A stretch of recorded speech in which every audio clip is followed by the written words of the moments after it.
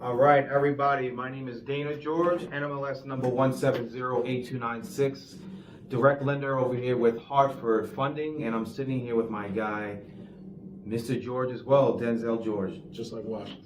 Yes, It's an sir. absolute pleasure. Thanks for having me. No problem. And then Denzel, give us a little information about yourself. What agency are you working with? So I affiliate with Douglas Elliman in Franklin Square, based on the Nassau area. And I'm also a bit flexible. I dabble between Nassau and Suffolk, Okay. even parts of Brooklyn as well. So You're pretty out there. much, yeah, I'm out there. So pretty much, someday we'll be worldwide. So that's the goal, Denzel Worldwide. for sure. George and George. We're both going worldwide. I like There it. we go, one town at a time. Yeah. All right. So how long you been in the industry for? I've been in the industry about 3.5 years. All right. You know, it's been bittersweet because, you know, it's mixed with a whirlwind of emotions. You don't know what you're going to get.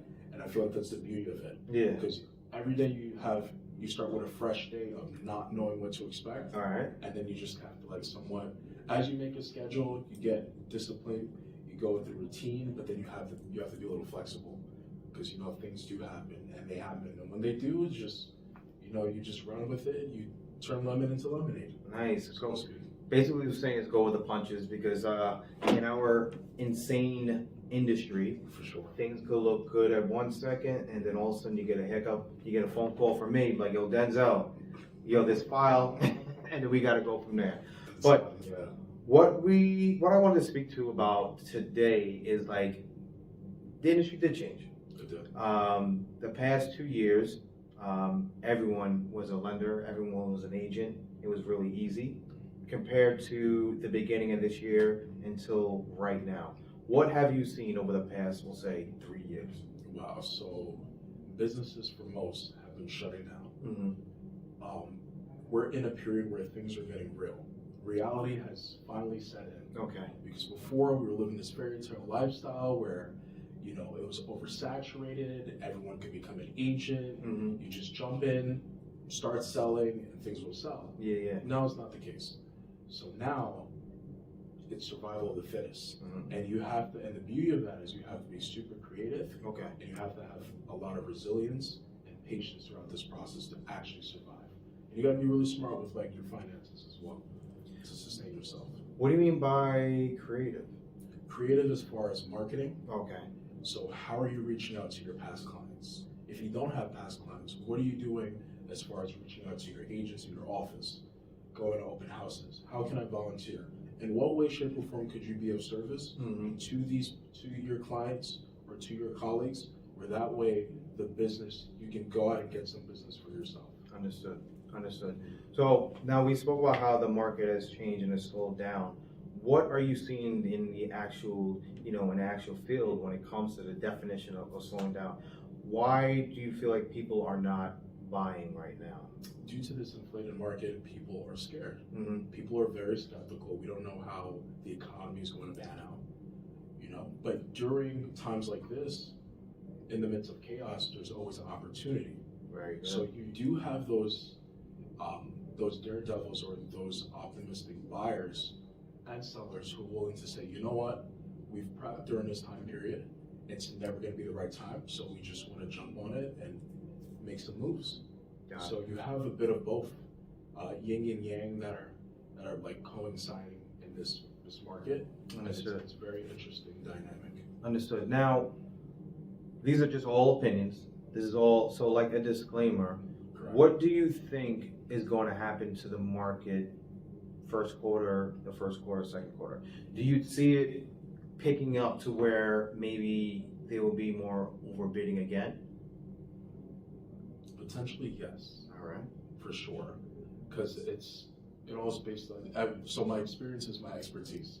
So what I see, what's happening is my sellers, or the people who have sold their houses on the island Mm-hmm. and that are migrating down to Florida, are starting to realize, you know, life wasn't so bad in New York, because you're dealing with with climate, which is not bad, but then with the hurricane, and it's completely different transition.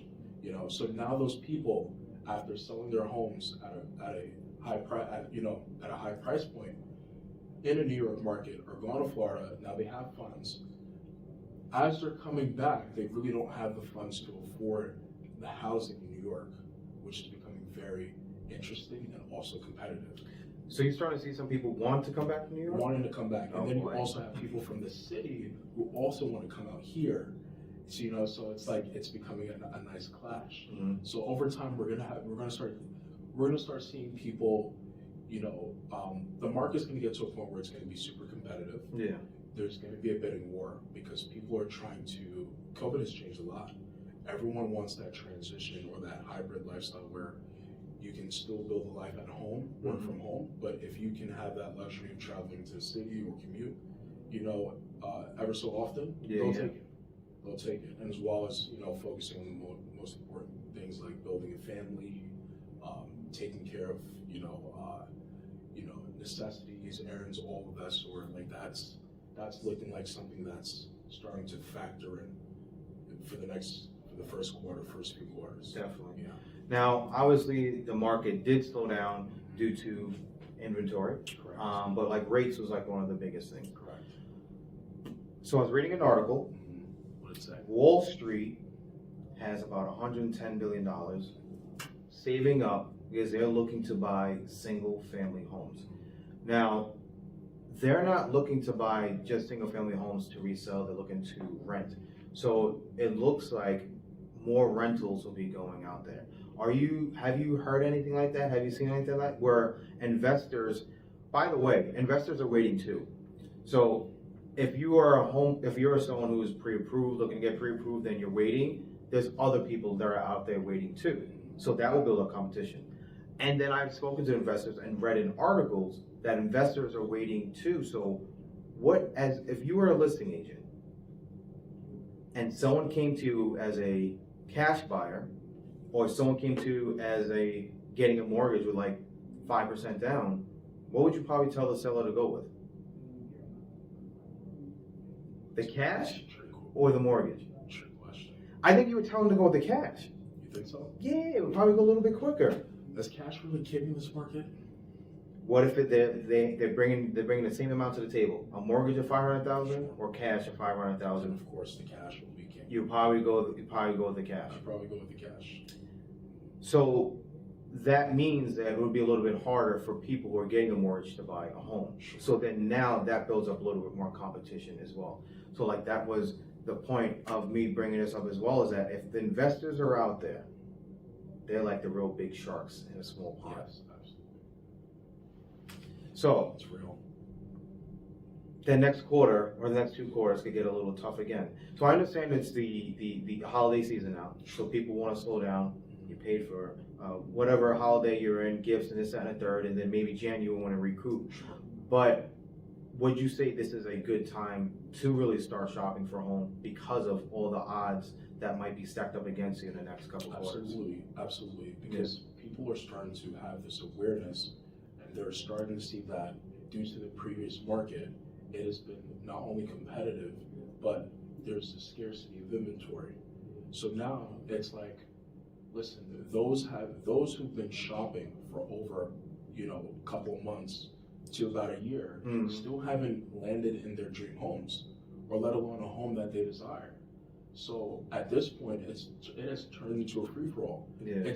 We're not operating in a seasonal transaction, in a seasonal period where, okay, we'll shop for a home at this time for the beginning of the hotter seasons of real estate, like March, all the way up to, September. Now the game has changed. It is all rigged.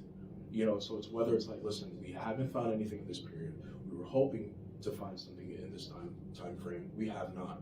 So as far as us backing out, we're just going to continue looking, because being that the inventory is, slim, it doesn't make us go out of whack or make us, it doesn't keep us out of track or disproportion, because we can still track, the inventory that is slowly popping up in the market. As opposed to if there were more inventory, it would be a lot more, the time frame would be shorter. Okay.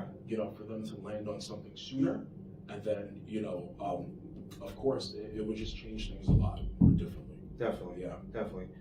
All right, everybody. This is Denzel George. Dana George.